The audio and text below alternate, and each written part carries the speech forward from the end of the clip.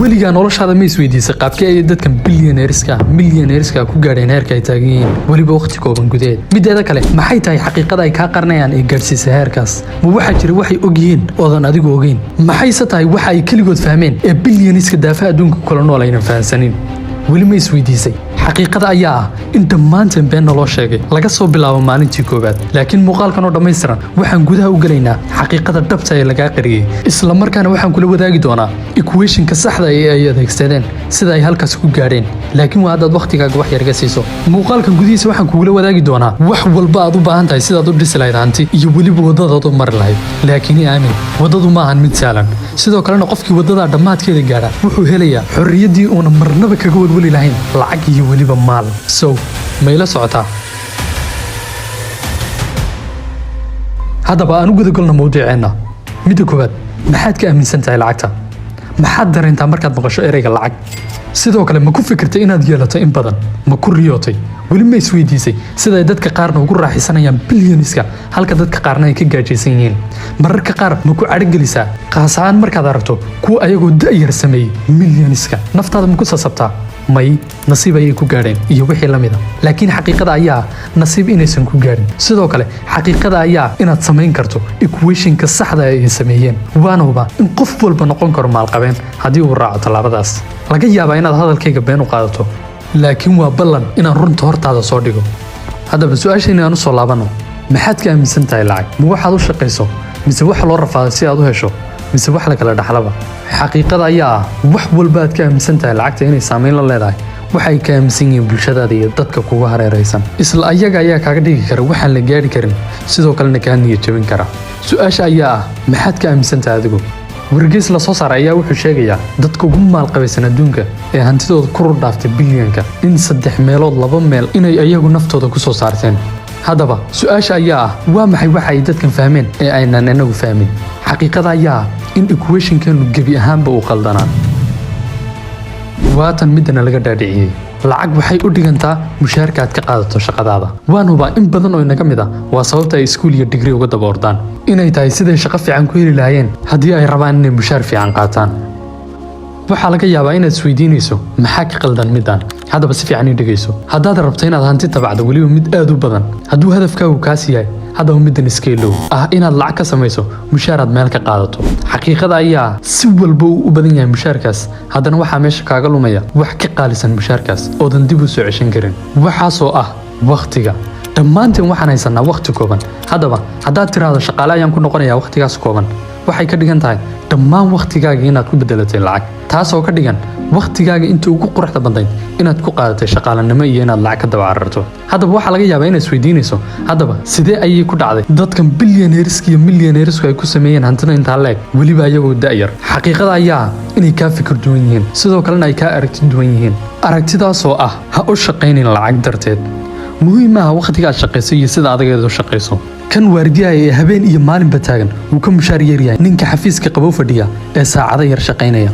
sababtoo ah kan waardiyaha qof walbaa bedeli kara. waana sababtaas waxaan marnaba looga horumarinaynin nin noloshiisaba ku soo qaatay waxbarasho. haddaba haddaadan shaqaalanimo iyo xafiisaad fadhiisatay aadan hanti ku tacbaynin, waa maxay equationka saxda ah ee aad hanti ku tacbi karto? maxay tahay waxa ay dadkan maalqabeennada sida Elon Musk iyo Jeff Bezos ka dhigtay qiimahooda mid sarreeya? haddaba tallaabada koowaad ee ah inaad hanti tabacdo waa mid iska fudud. haddii aad rabto inaad lacag samayso, xalli dhibaato. dhammaan kambaniyaasha aad aragto maalin walba ee milyaniska iyo bilyaniska sameeya, dhammaantood mushkilad ayay xalliyaan, taasoo ka dhigtay inay helaan abaalgudka dhibaatadaas ay xalliyeen. mushkiladaas ay xalliyeen hadday u dhiganto $1 milyan ah, suuq wuxuu ku abaalmarinayaa milyan. hadday tahay mid bilyan ahna, sidaas la mid ah suuq wuxuu ku abaalmarinayaa bilyan. ka fikir dhammaan mushkilada ay xalliyeen shirkadaha waaweyn sida Amazon, Google iyo Uber. haddaan soo qaadano shirkadda Amazon, dib u fiir mushkilada ay xalisay. qofku hadduu rabo inuu soo adeegto markii hore, waxay ku qaadanaysay inuu meelo kala duwan u tago adeegiisa, sidoo kalena uu qarashaad badan ku baxo. laakiin hadda si fudud qofkii oo gurigiisa ama xafiiskiisa fadhiya ayaa wax walba uu u baahan yahay fadhigiisa ugu imaanayaan. sidaas la mid ah shirkad walba aad maanta aragto waxay xalisay wax ay bulshada u baahnaayeen, taasoo abaalgudkeeda looga dhigay lacag. haddaba haddii aad intaasoo sana lacag daba cararaysay, ogow inaad qaab qaldan u raadinaysay. middana waa inaad fahantaa, jooji inaad ka daba cararto lacag ee bilow inaad raadiso mushkilad, iyo midda ugu muhiimsan oo ah xalinta mushkiladaas. labadaas markaad isla heshana, isku day inaad ka dhex abuurto business.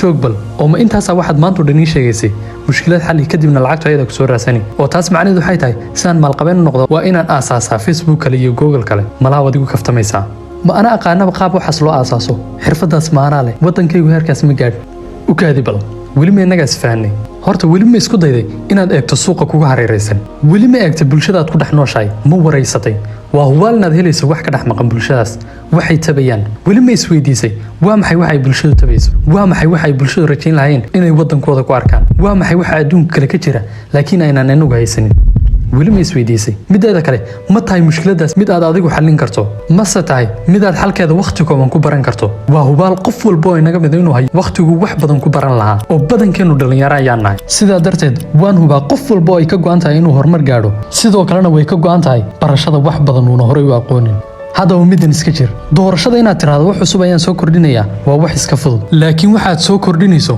ma yahay wax faa'iido badan kaaga imaan karto ma yahay wax dad badan gaadhayo oo saameyn ku yeelan kara waa muhiim inaad ka fikirtaa middaas sidoo kale markuu waxaas kuu hirgalo ma leedahay awoodda aad waxaas ku horumarin lahayd awooddii aad ku dhisi lahayd boqortooyo aan marnaba dumaynin ogow inuu qof kale fikirkaaga ka faa'iidaysan karo sidoo kalena uu kugu dul aasaasi karo shirkad kale oo kaa shaqaalo badan si kastana kaaga faa'iido badnaan karta marka adiga ayay mas-uuliyaddaada tahay sidaad fikirkaaga ku ilaashan lahayd kuna horumarin lahayd inta uunan qof kale kaa faa'iidaysanin sidoo kalena uuna kaa horumarin adigaa lagaa rabaa sidaad u aasaasan lahayd tiim kaala shaqeeya fikraddaas iyo horumarkaas markaad waxaasoo dhan ku guulaysatana haddaba waxaa ku hortaala laba choice adiga ayaana lagaa rabaa kala doorashada labadaas doorasho inaad businesskaaga sii horumarso ood meel gaadhsiiso sidoo kalena faa'iidada businesskaas aad sugto iyo inaad kombanigaas sii iibiso gebi ahaanba taasna doorashadeeda adiga ayaa iska leh midna ila fahan muhiimadda ugu weyn ee muuqaalkan inayn ahayn keliya lacag iyo wixii la xidhiidha dhammaantiin waan la wada soconnaa inaysan lacagtu wax qiimaa lahayn sidoo kalena ay tahay warqad ay dadku qiimo u yeelaan oo keliya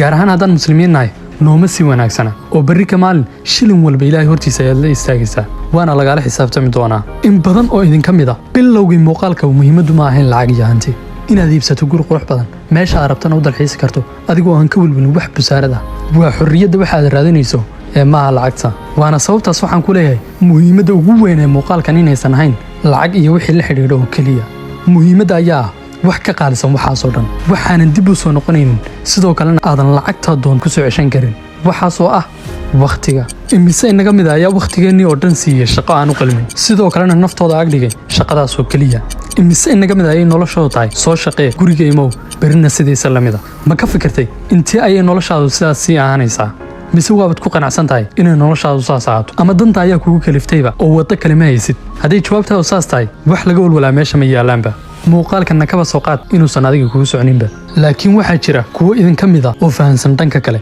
iyo meeshaan ka hadlayo kuwa ay ka go'an tahay inay lacag sameeyaan wax walba ay ku qaadato haddaba aan idinsoo xasuusiyo jooji inaad lacag ka daba cararto ee bilow inaad raadiso mushkilad iyo midda ugu muhiimsan oo ah raadinta xallinta mushkiladdaas sidaad ku xallin lahayd waa middan equationka saxda ah ee ay adeegsadeen dhammaan dadka lacagta sameeyey ha kuu noqdo hadafkaaga koobaad sidaad u xallin lahayd waxa ay bulshada u baahan yihiin si ay lacag kaaga beddeshaan waxaas ma ku guulaysan doontaa waddada dhammaadkeeda adiga ayaa lagaa rabaa jawaabtaas inaad ka war doonto ugu dambayn waxaan rajaynaya inaad fahantay muuqaalkan waan la socdaa wax badan inaan ka tegay laakiin hal muuqaal kuma soo koobi karo laakiin hadday kaa go'an tahay inaad waddadan qaaddo waxaa jira buugaag badan oo lagaga hadlay sidoo kalena lagu sharxay sida buugaagta uu qoray MJ DeMarco sidoo kale waa muhiim inaad fahantaa qof walba inuusan ku guulaysanaynin waddadan sidoo kalena loo kala adkaysi badan yahay sidoo kale waxaad ogaataa qaaciidadan inaysan dabaqaynin keliya businesska haddii aad tahay qof wax badan xallin kara xilliga shaqada waxaa hubaal ah inaad shaqadaas mushaar badan ka qaadan karto xallinta mushkiladahaas darteed ugu dambayn waxaad timaaday dhammaadka muuqaalkan laakiin joog intaadan gudbin ka hor iyo ogolo fursaddan kugu mahadcelin lahaa dhab ahaantii aad ayaan kaaga mahadcelinaya daawashada muuqaalkan iyo sidoo kale la socodkaaga wanaagsan waad dareemi kartaa wakhtiga muuqaalkan galay fadlan haylow inaad muuqaalka like saarto sidoo kalena aad asxaabtaada la wadaagto haddaad ka hesho muuqaaladan soo gudbinana fadlan channelka subscribe dheh si aad muuqaalada xiga ula socoto mahadsanid